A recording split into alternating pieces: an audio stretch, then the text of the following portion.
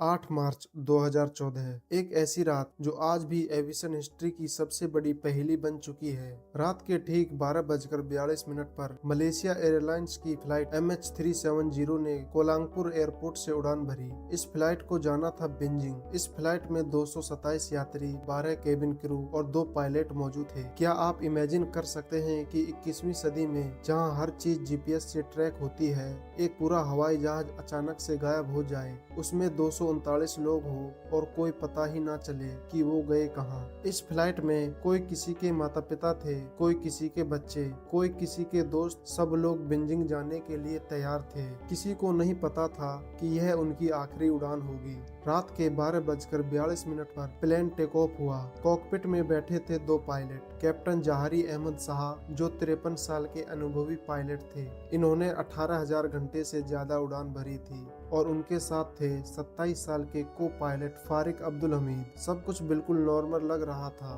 Flight शांति से उड़ान भर रही थी। 20 मिनट बाद प्लेन मलेशियन तट को पार करके साउथ चाइना सी के ऊपर पहुंच गया। कैप्टन ने एयर ट्रैफिक कंट्रोलर को इन्फॉर्म किया कि सब ठीक चल रहा है। प्लेन 35,000 फीट की ऊंचाई पर था। रात के 1:19 पर ऐसा हुआ जो किसी ने सोचा भी नहीं था। एयर ट्रैफिक कंट्रोलर ने कहा, मलेशियन 370 वियतनाम एयर स्पेस से संपर्क करे। Good night. जवाब आया, गुड नाइट मलेशियन 370। यह थे आखिरी शब्द जो इस प्लेन से सुने गए थे। इसके बाद सन्नाटा। सिर्फ 1 मिनट बाद रात के 1:21 पर प्लेन रडार से गायब हो गया। पूरी तरह से गायब। कोई सिग्नल नहीं, कोई कम्युनिकेशन नहीं। सोचिए उन एयर ट्रैफिक कंट्रोलर्स की क्या हालत रही होगी जब अचानक से स्क्रीन से वो डॉट गायब हो गए। शुरुआत में किसी को ज्यादा टेंशन नहीं हुई। मलेशियन कंट्रोलर्स को लगा कि शायद प्लेन उनके रडार की रेंज से बाहर निकल गया है। वियतनामी कंट्रोलर्स को लगा कि अभी आ जाएगा, लेकिन प्लेन नहीं आया।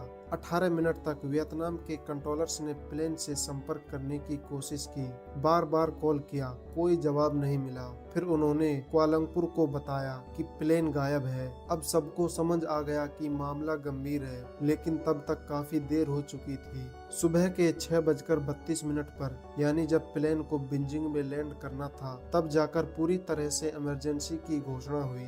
अब शुरू हुआ दुनिया का सबसे बड़ा सर्च ऑपरेशन। 34 देशों ने मिलकर इस प्लेन को ढूंढने की कोशिश की। सैकड़ों जहाज और विमान साउथ चाइना सी में प्लेन को ढूंढने निकल पड़े, क्योंकि सबको लग रहा था कि प्लेन बीजिंग जा रहा था तो वहीं कहीं क्रैश हुआ होगा। लेकिन 4 दिन बाद एक बड़ी खबर आई जिसने पूरी दुनिया को हिला दिया। मलेशिया की मिलिट्री ने बताया उनके रडार ने एक प्लेन को देखा था। और सब तैयार रहिए, क्योंकि अब जो मैं आपको बताने वाला हूँ वो सुनकर आपके होश उड़ जाएंगे। वो प्लेन बीजिंग की तरफ नहीं, बल्कि बिल्कुल उल्टी दिशा में जा रहा था। मिलिट्री रडार के मुताबिक प्लेन को आखिरी बार रात के 2:22 पर देखा गया था और वो अंडमान और निकोबार आइलैंड की तरफ जा रहा था, यानी इंडियन ओशन की तरफ, हमारे इंडिया के पास। यह सुनकर सबके होश उड़ गए। प्लेन गया कहाँ, क्यों उल्टी दिशा में गया, किसी को कुछ समझ नहीं आ रहा था। फिर एक और खोज हुई जिसने इस मिस्ट्री को और भी इंटरेस्टिंग बना दिया। पता चला कि प्लेन ने 7 बार एक सैटेलाइट से संपर्क करने की कोशिश की थी। अब समझिए कैसे। जैसे आपका फोन ऑटोमेटिक वाईफाई ढूंढता रहता है, वैसे ही प्लेन भी सैटेलाइट से ऑटोमेटिक कनेक्ट होने की कोशिश करता है। लेकिन दिक्कत यह थी कि सैटेलाइट को सिर्फ यह पता था कि प्लेन ने उससे संपर्क किया है, यह नहीं पता था कि प्लेन कहाँ है। फिर वैज्ञानिकों ने एक शानदार तरीका निकाला। उन्होंने कैलकुलेशन की और पता लगाया कि प्लेन एक बड़े सर्कल में कहीं भी हो सकता है। 7 सर्कल बने, क्योंकि 7 बार प्लेन ने संपर्क किया था। हर सर्कल एक टाइम को रिप्रेजेंट करता था। और आखिरी सर्कल, यह सर्कल इतना बड़ा था कि कजाकिस्तान से लेकर दक्षिण इंडियन ओशन तक हिला था। प्लेन इस पूरे एरिया में कहीं भी हो सकता था। प्लेन की स्पीड, फ्यूल और दूसरे फैक्टर्स को देखते हुए एक्सपर्ट्स ने अंदाजा लगाया कि प्लेन सबसे ज्यादा संभावना इस सर्कल में एक हिस्से में है। इसे एक फेमस नाम दिया गया, द 7th आर्क। यह जगह ऑस्ट्रेलिया के पश्चिम में इंडियन ओशन के बीच में थी।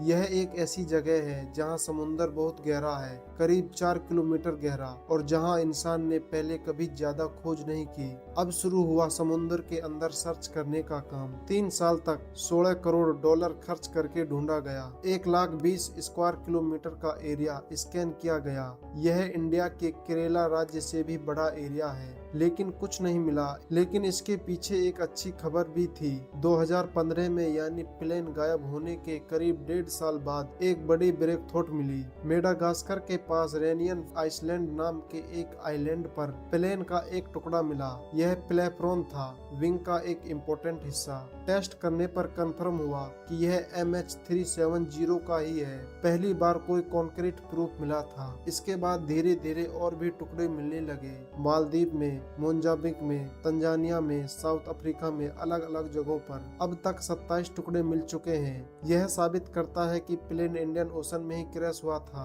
2018 में एक अमेरिकन कंपनी ओशन इन्फिनिटी ने नया सर्च ऑपरेशन चालू किया। उनके पास बहुत एडवांस अंडर वाटर टेक्नोलॉजी थी, और सबसे इंटरेस्टिंग बात, उन्होंने नो फंड्स नो फीस के बेसिक पर काम किया। मतलब अगर प्लेन नहीं मिला तो पैसे नहीं लेंगे। महीनों तक उन्होंने ओशन फ्लोर को मैप किया, स्कैन किया, लेकिन वो भी अनसक्सेसफुल रहे। फिर से कुछ नहीं मिला। तो आखिर क्या हुआ उस रात को? जब कोई पक्का सबूत नहीं मिला तो लोगों ने अपनी अपनी थ्योरीज बनानी शुरू कर दी। मलेशिया सरकार ने कहा कि अगर कोई ठोस सबूत मिले, कोई क्रेडिबल एविडेंस मिले, तो वो फिर से सर्च ऑपरेशन शुरू करेंगे। तो दोस्तों, यह वीडियो यहीं समाप्त होती है।